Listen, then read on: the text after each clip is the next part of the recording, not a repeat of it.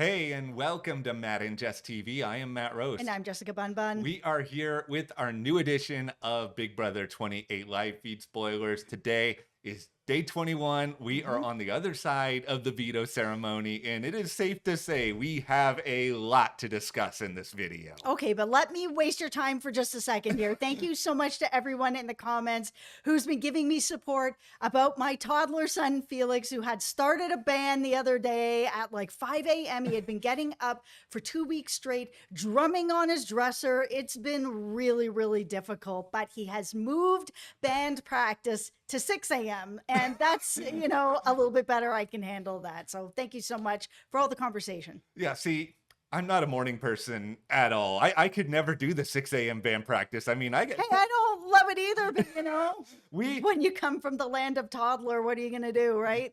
You have no choice. But all right, well, we have a lot to say in this video regarding rule breaks. And like in particular, Kamu. Has Kamu broken the re-nom rule? Something that surfaces in the Big Brother community every couple of years whenever there's a discussion. Like we've got some really in-depth information on that. So before we go any further into all of that, be sure to join our YouTube memberships because over there we actually have another video that is all about rule breaks. In particular, did D break the rules for being a have-not this week? We dive into exactly what happened, should there be punishment, what the punishments could be based on what we have seen on the show in the past. It's a really, really fun discussion. And by joining our YouTube memberships, you help Jess and I to be able to create this content. You help keep our lights on. We are so, so grateful to all of you for your support. Absolutely. We have brand new Big Brother videos for our membership audience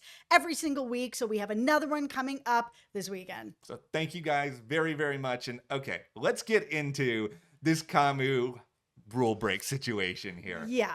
All right, so we have to start by just noting the veto ceremony did happen today. Yep. It was kind of non-eventful, mostly just because of the fact that yesterday, as a part of this epic, disastrous tea party that happened, and we'll get into that a little bit later in this video, Kamu did straight up say to Jason that he was going to be going on the block as a replacement nominee. Yeah, and this is something that the Big Brother community has been talking about forever of whether or not you're actually allowed to tell the person that they're going to be going up as a replacement, or if you kind of have to dance around it, because for the most part, people do dance around it.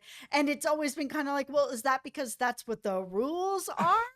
Yeah, it's always been a little bit complicated. And like some other Big Brother rules that are out there, I think it may also be circumstantial. Like there's a lot of different components that go into whether they want to say anything, how they want to handle it. And yeah, just because of the fact that Lyric did use the veto on herself and Jason is up on the block as a replacement nominee, obviously production was like, all right, Kamu, you can no longer put Jason up on the block. So the re-nom rule really did not amount to anything in this situation. No, it didn't, because that seemingly is the feeling of this re-nom rule, that you just can't tell that person. But that absolutely happened here. Kamu straight up told him you're going to be the replacement. And I mean, all the chaos that came out, it was quite a bit. Yeah, to say the least. Okay, so this comes up every several years, like we talked about. Like one of the most notable examples of this. Let's get into that time machine. Go back to Big Brother 16 for a moment. Oh, okay, I'll beep, bop, bop, bop, boop. We are back in time. All right, so Frankie was head of household at one particular instance in this season, and he ended up making the move that led to Zach being up on the block. And the history of Zanky on the show was well documented. There were a lot of people who thought that Frankie was making a big mistake. One of them included his famous sister, mega pop star Ariana Grande, who somebody apparently even told her about the re-nom rule, and she started going online, which I found hysterically funny. I don't know why. But ultimately, nothing really came of it then. But I think at that point, it was even more prominent because when it comes to the re-nom rule, one of the prime examples people give a lot is in Big Brother 12, Brendan had power. He ended up not nominating Brittany after having a conversation about nominating Brittany. So that led to all of this discourse about, oh, did production force Brendan to do something? Did Brendan violate the re-nom rule and therefore he had to actually change what he wanted to do? Yeah, or did Brittany find a way to get out of this? Yeah, it feels like the answer is B, and this has just been a Big Brother fiction that has been spread over and over again over the years, including just Brendan has said this is not true on multiple instances, including the past 24 hours. Because, I mean, listen, here's the thing. Whenever this sort of discussion happens, everybody goes back to the past. Like, Brendan even said on Twitter that he wasn't allowed to tell the nominees I was going to nominate them ahead of the nomination ceremony. That's not what we're talking about here. We're talking about after the nomination ceremony. But then he noted that he could have renominated Brittany. So no matter your interpretation of the rules, that just means that production, they were not going to stand in his way of doing that. So they're certainly not going to stand in the way of Kamu either in this instance. No, it just feels like production would like you not to do that, so that by the time they get to actually having the show, there's a little more drama that they be able to have with that, or gameplay of people trying to figure it out, save themselves, all kinds of stuff. If you just know, then it could end up just being like, okay, well, I guess it is what it is. Or it could be what happened with Jason, where now all of a sudden there's like a big tea party, he's getting pissed off, everybody is airing everything out, there's pots and pans, which I legitimately hate so much. It's so annoying. You are the president and the ruler, the supreme monarch of the No Pots and Pans Club. No, watching Josh on those live feeds with those pots and pans, oh my goodness, it's one of the seasons I just hated the most because of Josh and those pots and pans. And I am aware that he's not the first person to do it. I don't care. I don't like it when anybody does it. It's just loud. Yeah. I'm old. I don't want to hear it. Sadly, I don't want to be, watching live feeds. I've got on headphones and all I hear is like bang, bang. I was like, oh my God. This is not the only time Big Brother 19 is going to be referenced in this video. Everyone brace yourselves accordingly. Okay, I've put my hard hat on. I am also about to reference something I never thought I would be referencing. Does anybody remember in Pirates of the Caribbean, the movie, not the Disney ride? What is happening here? They say, they're more like guidelines really when it comes to rules. This is what the re-nom rule really is here. Because ironically, Corey of, America and Corey's also talked about this on social media and said that the rule is actually there and that production did talk at one point during his season about it. But you touched on, I think, the reality. I don't think production ever wants to enforce something like this unless it is just like so egregious and the house guest is just like blatantly breaking the rule in every way possible to make them mad. But this is a TV show. You said, they want suspense for the veto ceremony. There's no suspense if everyone knows. So I think they just push people to not do it. Or I think in this case, they're okay letting everything slide because they already have a big dramatic moment that's going to generate a lot of conversation in the first place. Absolutely. I think it's like, it's a rule, but there's no real consequences for it. It's just like, please don't do this. It is frowned upon. Yes, very, very much frowned upon. Okay, so now we're in a spot where Jason is up on the block, Mallory's up there, and Lala is there. So, what is going to happen here? Let's just get the obvious out of the way here. If Jason does not win this blockbuster, he is more than likely toast. Absolutely, he is going to end up being toast. And everything, like I said, that's going on, pots and pans and all the stuff that's going on, like people are trying to have some sort of humor with it if they're able to, but it is annoying people. Nobody wants to deal with that anytime things happen to Jason, he's going to be running around with a tea kettle, smashing it with a spoon. Who wants to deal with that all season? It's a long summer. It is a very, very long summer. And a lot of this is the sort of thing that it makes content for the show, but if you're living in the house with it, you're probably not going to feel that great about it. And that's obviously playing into some part of everything. Like Mallory and Lyric have already confirmed that, they would keep Lala over Jason. If Mallory wins the blockbuster, she's obviously going to be a voting person. And it just feels like there aren't a lot of inroads for Jason to stay. But here's the thing. This is something we should talk about now. We should talk about it throughout the week because Drew and Barrett have a very, very big decision to make this week when it comes to, do you want to side long-term with the tool shed, even though a lot of them don't even really want you in the alliance, or do you want to run the risk of making them mad, because if the two of them go with lyric, with melody, with whoever ends up winning the blockbuster, and you throw Yash and Taylor in there, they could actually control this vote. Like, they could actually even keep Jason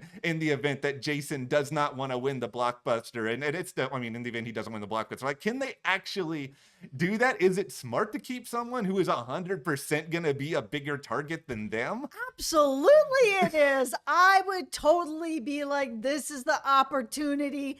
Drew Barrett, make the move, do the best that you can to get him off the block. If he doesn't win that blockbuster, he is someone who wins. Jason wins competitions. So there's a good chance that he will be able to win the next HOH. And that would be great for you guys, because then you're all on that side with him. I mean, do you want to deal with all that pots and pans? Probably not. But at the same time, you're not going to be able to beat the vets. Yeah. And the vets are now already turning on you. It's time to just stop being in the middle, make a decision. Yeah, I think this is when you have to play bold Big Brother. And yes, it's probably a little bit earlier than either Drew or Barrett wanted to do it. I think they wanted to hold on. Big Brother, baby. It is. And you have to have a little bit more oomph at times. You can't be afraid when you're playing. And that doesn't just go for those two. It goes for a lot of the people that are in this underdog contingent at this point, where Lala needs to go. And I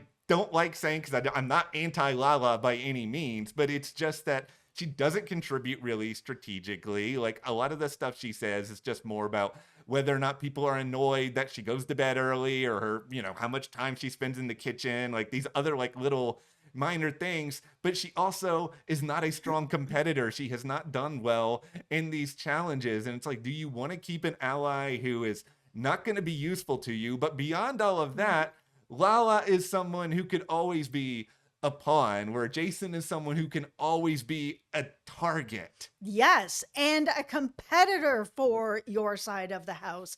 It's just, it makes so much sense for that side of the house to keep Jason. And if they can just work over Drew and Barrett, where they finally just see the light and they're like, we can't continue to play the middle. I'm sure they're in their minds feeling like, let's just wait till the next HOH. What if it's D? What if it's, whatever, somebody on the other side of the house where we need to jump back? They have made a decision. And then it's at that point, probably Drew. Okay, now here is the situation that could be interesting for Drew and Barrett as well, which is just the what if Jason wins the blockbuster, which, as you said, very, very good competitor. Not only did he win the last one, he's come close in multiple vetoes. And based on his antics, I know we joke about this all the time, what is Grodner going to make the blockbuster that tries that? I mean, she cannot want Jason to leave this week, right? No, and as much as I don't like these pots and pans, I don't want Jason to leave this week. He is such a good competitor. Yes. He is such messy feeds, and he is here willing to, hold people to the fire. Yeah, he's playing, and he's playing really, really hard.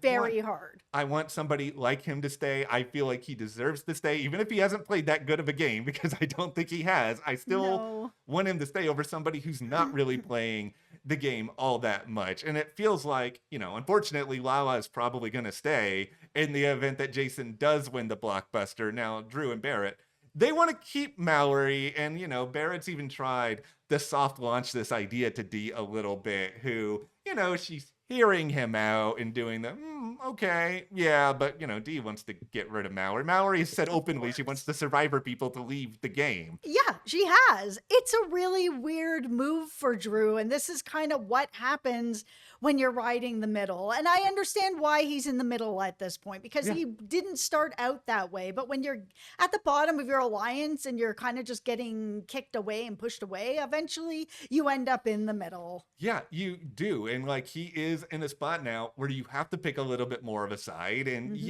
there's going to be pressure to stick with the tool shed. And I understand that. Like, this is a group that they have been with for a long time. And they've been in power a lot. Yeah, like, that is a legitimate fear now, that like, if they flip on them now at this point, especially when it comes to a situation where it's Mallory versus Lala, like, that could lead to a lot of ramifications. Yes, Jason would probably be targeted before them in the future, but they could be targeted like pretty shortly after that. Here's just kind of the crappy thing, and it's called the Diamond Power veto. That even if we get Jason off the block, Jason's the HOH, Devins is very likely just going to hijack that HOH by basically being like, all right, I can use this veto. You've got all of us vets on here, whatever. We're going to take somebody else off. We're going to put somebody else on that we can all just vote out. Like it sucks, but that thing needs to get flushed out. Okay, let's just take a moment here since you brought up the Diamond Power veto. I was going to say, let's jump into a car, but you will need to drive the car because I do not have a driver's license. I can do that. All Okay. right, we're in. Where We're we going? driving to Rant City here because I just want to talk about how... Let's hit the curve. We're hitting a hard curve because how dumb and ridiculous this whole BB time capsule thing is at this point. Because, like, based on the past 24 hours, a ton of people are going to be voting for Jason to get the next power. Like, Let's go. I legitimately believe that. But Jason could be evicted. And then all of those votes, they're not transferable. It's not like, okay, Drew, you get all of Jason's votes now, where it's just like, because of the dumb way this is structured, they could all be in the toilet. Why isn't this this is the only time I'm ever going to say this. Why isn't this more like Love Island? Where Love Island, it feels like the voting windows are very, very short and a little bit more timely. Like, people should be able to coordinate their votes based on what's actually going on in the house.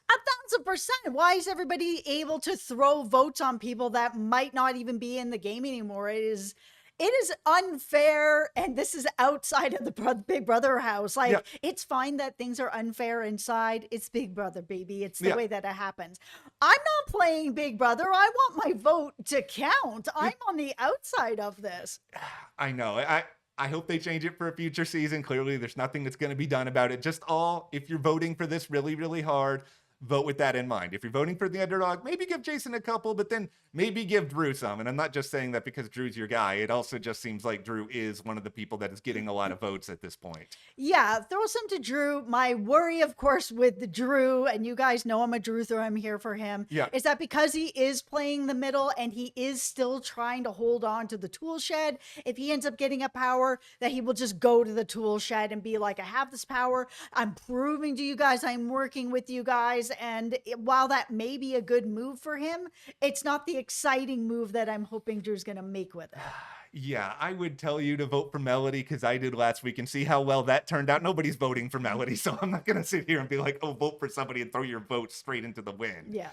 All right, well, here's where we're going to get into some of the Tea Party of it all, because the Tea Party obviously carries over to Tea Kettlegate, something that is still actively going on and ringing in Jess's ears at this very moment. Bruh. Okay, so all of this began...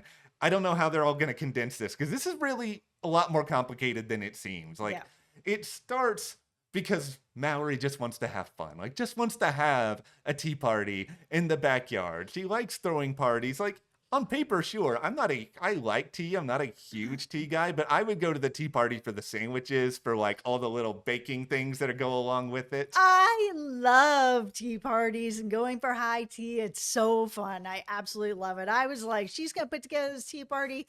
Cool, that's awesome, but we all know from past Big Brothers, anytime there is some kind of a gathering, things don't usually go that well. No, they don't. And I mean, I will say from the jump here, like, this tea party was not fun. My favorite part of the tea party was actually what happened before the tea party, which is the funniest thing production has done all season, where initially they were talking yesterday.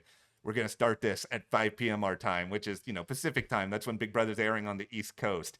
They kept Mallory in the diary room until literally 6 p.m. sharp. It was not even a coincidence. It was nothing. Like, she exited, and because she was the idea person, nobody wanted to start the tea party without her. They were not willing to sacrifice their live ratings under any circumstance at all. Absolutely, and I totally understand. I was way more invested in this tea party than anything on the Sunday episode. I totally get it if I'm being honest here. Here's the real thing, because I know that there's going to be a lot of people who are going to be like, oh, why is Big Brother Twitter coming down so hard on Kamu for having this big dramatic presentation of calling out Jason at this gathering when Devins did the same thing last week to Roman. All right. Yeah, but he did that at nominations. Yes. And this is a fun way to like break up it can be a really monotonous summer being in that house with not a lot to do, to come up with things that are actually kind of fun and engaging that don't have to do with game. Yeah, that's the thing. Everybody has a chance to prepare for nomination ceremony because you know there's going to be drama. You know there's going to be people who are wanting to make TV moments. Like that's all baked into the bread and butter. This was not presented that way. This was presented as a fun gathering. Everybody could go and dress up. And I mean, literally, Drew and Barrett both wore dresses for the occasion. Like, you know, that all was happening. But beyond all that, the other part of it was that there was strategic value in what Devins was doing because Devins recognized that Rome was sort of the glue of the other side of the house. Everybody already knew that Jason was a big target going into this, and Jason was probably going to be voted out regardless of if he won. I mean, if he lost the blockbuster, like he was going to be heading out the door. It just never felt like Kamu actually had to do this beyond just Kamu was a little bit jealous and wanted his own sort of TV moment here. He absolutely did want it. And it just, for me, didn't come across, I guess, the way that maybe he was hoping that he was going to look like the next Devins with that. It just, everybody knows that Jason's already a target, that he's likely probably going to be going up anyways. So it's just kind of, I think even Jason knew, like, it's just, it was for nothing. It really was. Like, I get that Jason was just like, let's just air it out. You want to air it out? We'll air it out. Here we go. So much for the fun tea party. But I think Kamu did not get the moment that he was hoping to get. No, it felt like, all right, I'm another tinfoil hat here. Drew had talked to Kamu not that long before a lot of this, and he told him a lot about Keisha's birthday, which, you know, top 10 Big Brother feeds moment of all time. And I think Kamu was enforced even more by that. It's like, okay, I want to do this. I want to make this big and crazy, and everybody's going to root for me and whatever else. And it really felt like Jason handled it, I think, extremely well, all things considered. Yeah. Like, yeah, he had a moment where he was a little bit mad at Angela in the middle of it, and understandably so. They've got a history. But you know, I think he was pretty reasonable. I think he called out Kamu on a couple of really, really good points, with the biggest one being that Kamu was presenting all this through this information that he had heard from somebody that Jason was running around and telling people all these different things, but he wouldn't name the person. And so Jason being like, oh, you're willing to air out my dirty laundry, but you're not willing to air out this other person. Like, it made him come across as very hypocritical. Absolutely. I think that Jason handled this fairly well. I mean, obviously he was irritated by it and a little pissed off by it, as he should be, but I think that he handled it the best that he could. And I'm glad that he called Kamu out on that, to basically be like, oh, it's cool to just air me out, but not the person who told you. You're going to protect that source, but not me.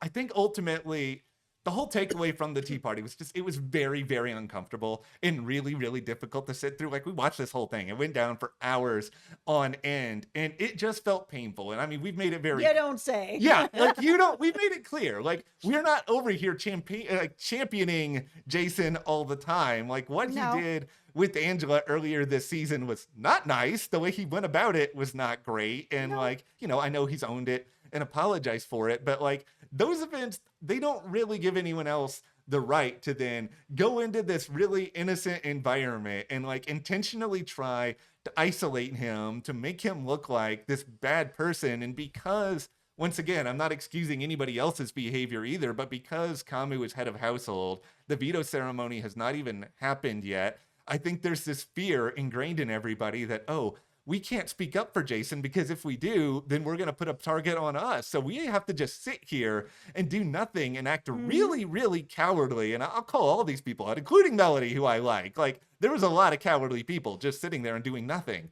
Because it's still a game. And that's what makes Big Brother so different than all other reality shows, because there is this heavy, heavy social aspect where there is nothing else to do in this house. You've got Kamu, who's the HOH, and he hasn't, the veto ceremony had not happened at that point. So anybody could have got switched out if somebody stood up to him and was like, you know what? You didn't handle that very well. That wasn't that great. Oh, you know what? I was going to put up Jason, but now it's you. And that easily could have happened. So while it's cowardly, Yeah. I still understand this is life-changing money. It is, and that's why this is very nuanced. It's very easy to be on the outside and being like, why wouldn't X, Y, and Z person do this? Absolutely. And it's not like we haven't in the past seen people stand up to people that are doing terrible things or ridiculous things or just bad things or isolating people. People have stood up for these things in the past, but it's very few and far between because everybody is there to try to get to the end and win. The closest we got was Taylor leaving halfway through the meeting, being gone for a long time and coming back. And like, she just clearly didn't like it. Like, Lala pushed back a little bit, but some of that was also about her, and she would just went on these long tangents that didn't really have much to do about anything with Jason. She's already on the block. What's she have to lose? That's really the thing, and I think that's probably what's Lala's perspective in this at the same time. So like, yeah, I wish that more people had spoken up about it, but this is Big Brother. I mean, what was the most interesting, if we're going to get into the aftermath of all of this, is that Dee and Devins, they knew that this was messed up, that Kamu should not have done this, but at the same time, they both goaded him into doing it because they realize it's going to put a bigger target on him, especially with somebody like Mallory, who's been going after the Survivor players, because it's like, he ruined her moment that she spent all day planning and being excited for. And by the end of it, nobody was talking. They're just like all hunched up. Yeah, it was so awkward, and absolutely it's going to shift things to Kamu because he's made a huge spectacle of this to be like, look at me, I'm doing this, big move me. Everybody now has to be like, oh, good move, because nobody wants to go up. Yes. It did work in Devins and Dee's favor to have all that shifted over to him because that's where it is right now. Yeah, and that falls once again in the category of this is a game that, yes, they know it's wrong, but you're going to advocate for it because you know that both of you are very, very big targets. You're not just Survivor players. You both have won competitions already this season. Absolutely. So having Kamu be a big target, Jason has been a big target. He's winning lots of comps, and obviously that's been going back and forth.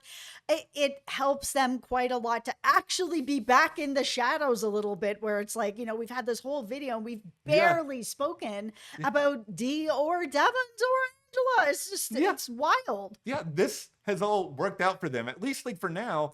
Really, really well. And it's the one thing I didn't like that Jason did throughout all of this was explicitly mention the middleman, which it was clear he was talking about Drew and Barrett, because like you putting a spotlight on them is going to make the two of them very skittish when it comes to whether or not they want to support you, because like now if eyes are on them, they may be like, all right, well, now we feel like we have to stick with the tool shed because then otherwise they're going to really think differently of us and come after us right away. Oh, 1,000%. It was a terrible move, but I feel like Jason was, he was on the defensive. He's up against the ropes. What is he supposed to be doing in this case? He's just kind of like, everybody's getting some of the bus schedule here.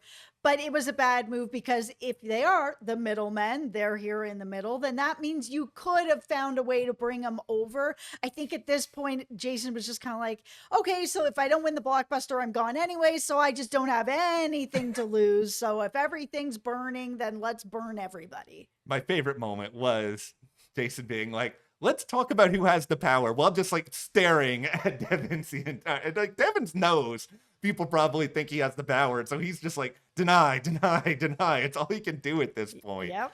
All right, so this all leads to Tea Kettle Gate in the last 24 hours, where Jason is of this mindset of, I want to make good TV. I think that is a part of it. And, like you said, you're probably going out the door if you don't win Blockbuster anyway. You might as well just cause a little bit of havoc at the same time. I've already said it. For me, it's not good TV. Watching Josh that season with the pots and pans and all throughout Big Brother history, the pots and pans, it's just reheated nachos, Jason. Like, other people have done this better than you at this point, that they have done it longer than you and have annoyed people like for weeks longer than you with this kettle, that it's just not that special anymore. It's not good TV back when Josh did it. It's not great TV now. I think if he wanted to get a point across here, and if that point is, I want everybody to keep talking about Kamu, where I'm wandering around banging this tea kettle and like shouting out anytime I hear people strategizing and being like, oh, Kamu, these people are talking strategy. Is that okay? Like you. That I love.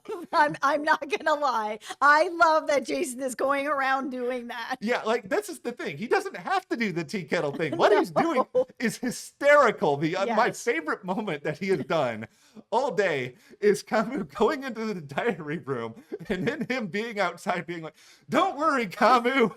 I've got you covered. I'll keep note of all these people who are like."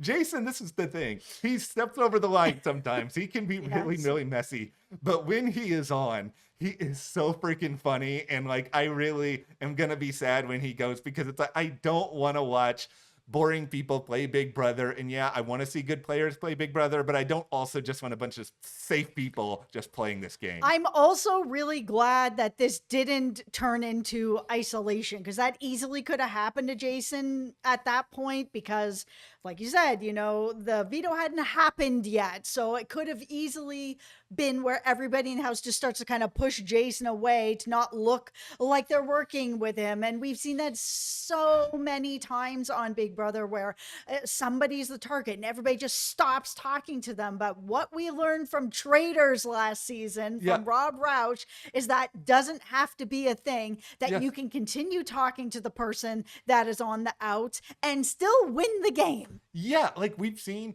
Devins check in with Jason. We've seen D check in with Jason. Like it's up to Jason how much he wants to integrate himself to the rest of the house. But at the same time, multiple people have at least tried to have some conversations with him. And this is where that other Big Brother 19 comparison comes into play. Like nobody wants to see it become that situation where everyone is just iced out completely. Right. And it's just, I hope that over the next couple of days, Jason continues to be active and social. Other people remember it is just a game. You do not have to make anything personal or just like super uncomfortable. Yeah, and that's why I really like that Jason is going down swinging. That 'cause he easily could have been like, okay, well now I gotta like figure out votes to see if there's any way I can stay around. Like I think he really understands that that's not the way to keep people talking to you, that he will just end up having harder and harder conversations to bring people in at this point. But that if he can really put this spotlight